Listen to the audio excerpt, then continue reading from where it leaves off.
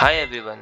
स्वागत है आप सभी का हमारे चैनल टेक इन टच पे, जहाँ पे हम बिजनेस रिलेटेड न्यूज़ शेयर करेंगे। तो चलते हैं आज के हमारे पहले न्यूज़ की तरफ। यूपीआई से जो भी हम पेमेंट करेंगे via to merchants via PPI, which basically stands for prepaid payment instruments, वो चार्जेबल होगा। इसका मतलब ये कि अगर हम कोई भी म्यूचुअल फंड को पेमेंट कर रहे हैं अबव 2000, तो उस पर एक चार्ज लगेगा जिसका मैक्सिमम वैल्यू हो सकता है 15।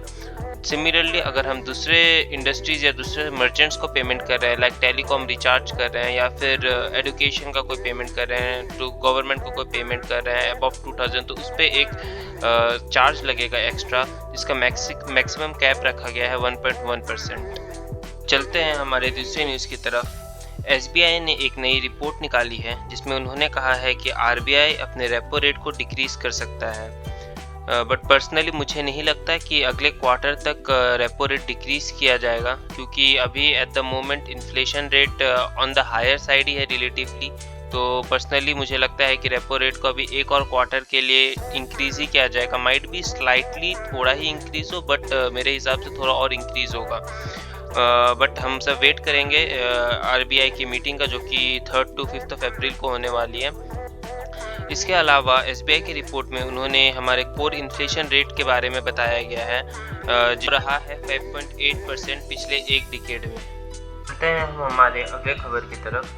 तो वर्ल्ड बैंक ने एक नई रिपोर्ट निकाली है जिसमें उन्होंने बताया है कि हमने एक पूरा डेकेड खोया है ड्यू टू द कोविड-19 situation and the Ukraine Russia war. इसकी वजह से हमारी इकोनॉमिक ग्रोथ एक डिकेड पीछे चली गई है।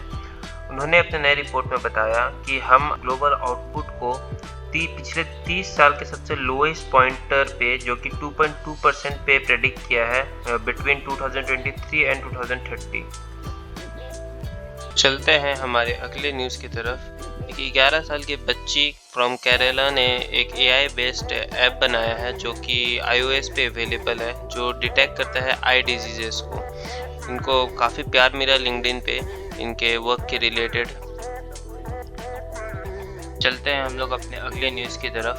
हमारे आईटी मिनिस्टर अश्विनी वैष्णव जी ने बताया कि हम एक बहुत बड़ी अनाउंसमेंट करने वाले हैं जल्द ही रिगार्डिंग एआई टूल। ये हो सकता है कि एक चैट जीपीटी का ही कंपटीटर आए इंडिया की तरफ से, built in product in India. जैसे कि इस बार इस गवर्नमेंट की तरफ से हम देख रहे हैं कि वो अपने सेल्फ बेस्ड प्रोडक्ट बनाने पे ज़्यादा बिलीव करते हैं, जैसे कि हमारा यूपीआई पेमेंट्स नेटवर्क हो गया या फिर ओएनडीसी का नेटवर्क हो गया। तो ये गवर्नमेंट प्रोडक्ट अपने तरफ से बनाने पे ज़्यादा बिलीव कर रही है, और इसी अनाउंसमेंट में उन्होंने बताया कि वो जल्द ही एक एआई टूल निकालेंगे जो कि हम एज्यूम करें कि एक चैट जीपीटी का ही ओपोनेंट होगा।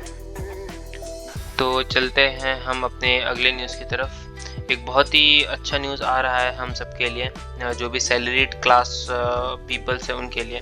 तो ईपीएफओ ने इंटरेस्ट रेट इंक्रीज़ कर दिया है for the employees provident fund, और जो नया इंटरेस्ट रेट फाइनल किया गया है वो है 8.15% फॉर 2022-2023 फिस्कल ईयर।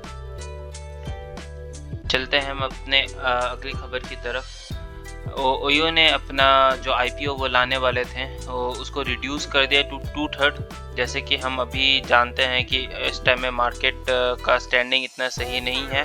जो भी आईपीओ आ रहे हैं वो ज़्यादातर फेल ही हो रहे हैं। जैसे कि हम देख सकते हैं पेटीएम के साथ जो हुआ, जो नायका के साथ हुआ, सारे के सारे नए आईपीओ जो भी आ रहे हैं वो सब मोस्टली फेल ही हो रहे हैं। सो इस रिगार्डिंग ओयो, जो कि बैक्ड बाय सॉफ्टबैंक था, जो कि बेसिकली एक इन्वेस्टमेंट फर्म है, तो उन्होंने अपने आईपीओ का साइज़ रिड्यूस करके 2/3 कर दिया है। जैसे कि हम देख सकते हैं कि रितेश अग्रवाल, जो कि ओयो के फाउंडर है, वो पुश कर रहे हैं आईपीओ के लिए despite the market conditions being bad. ये क्लियरली शो करता है कि ओयो एज ए स्टार्टअप कितने डेप्थ में है और कितने आउटस्टैंडिंग्स है उन पे, जो कि उनको इस ख़राब मार्केट सिचुएशन में भी अपना आईपीओ को लाना ही पड़ रहा है। जैसे कि हम सभी जानते हैं कि अभी जो भी मार्केट में क्रंच आया है, जो भी फंडिंग सूख चुकी है एक तरीके से, वो उसको तो ओयो को ऑपरेट करने में बहुत ही मुश्किल हो रहा है। इसी वजह से ये आईपीओ को रिड्यूस करके भी रितेश अग्रवाल मार्केट में लाना चाहते हैं। अब चलते हैं हम अपने अगले खबर की तरफ। श्रीलंका एक फ्रेश $1 बिलियन का क्रेडिट लाइन लेगा इंडिया से to buy all the essential item, जैसे कि फूड आइटम हो गया या मेडिसिन आइटम हो गया। इंडिया ने प्रीवियसली भी बहुत हेल्प की है श्रीलंका को विथ द फंड्स, एज हम सबको पता है कि श्रीलंका एक इकोनॉमिक क्राइसिस से जा रहा है और इन्फ्लेशन बहुत ही पीक पे है। तो एक नया अलॉटमेंट दिया जा रहा है इंडिया को टू श्रीलंका फॉर $1 बिलियन। चलते हैं हम अपने अगले खबर की तरफ। HDFC एक रेस कर रहे हैं 57,000 करोड़ अलग से थ्रू प्राइवेट प्लेसमेंट, इससे पहले कि उनका मर्जर हो HDFC बैंक के साथ।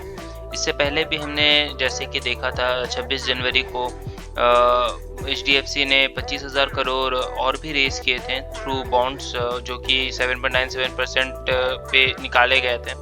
और उसके अलावा भी HDFC 57,000 करोड़ और रेस कर रहे हैं इससे पहले कि वो HDFC बैंक के साथ मर्ज हो जाए।